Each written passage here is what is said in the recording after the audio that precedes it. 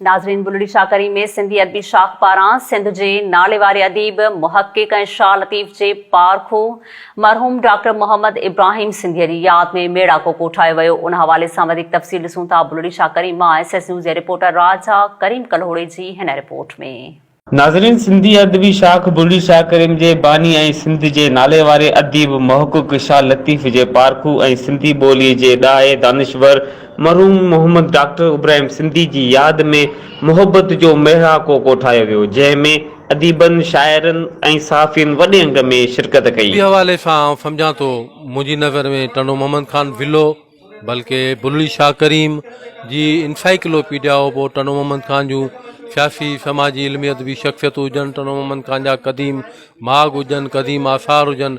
उन खां अलावा सिंध सतह ते उहो शाह लतीफ़ जी शाइरी जो हिकिड़ो वॾो पारखो ऐं आलिम हो।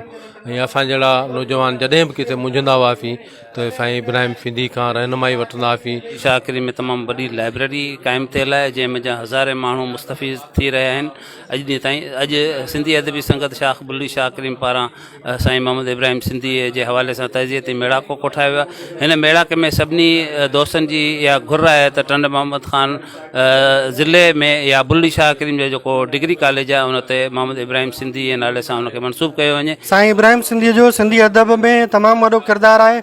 हुन शाह लतीफ़ ते तमामु वॾो कमु कयो। हुन सॼी ज़िंदगी जेको तहक़ीक़ कई शाह लतीफ़ जी शाइरी, शाह लतीफ़ जी ॿोली, शाह लतीफ़ जी शाइरी ऐं ॿियनि शाइरनि जी शाइरी में फ़र्क़ु करणु, मतिलबु हू ॿोलीअ जो हिकिड़ो साहिबु हो। हुन जो विछोड़ो सिंधी अदब, सिंधी ॿोली जो वॾो नुक़सानु आहे ऐं सिंधी ॿोली हुन जे विछोड़े खां पोइ सिंधी ॿोलीअ जो हिन ख़िते में हिकिड़े दाना माण्हू जो, हिकिड़े साझाइवंद मुहक़िक़ जो ख़्यालु पैदा थियो आहे। कैमरामैन नजफ अली शेख सां गॾु राजा करीम कलोड़ो, SS न्यूज़, बुलंदी शाह करीम।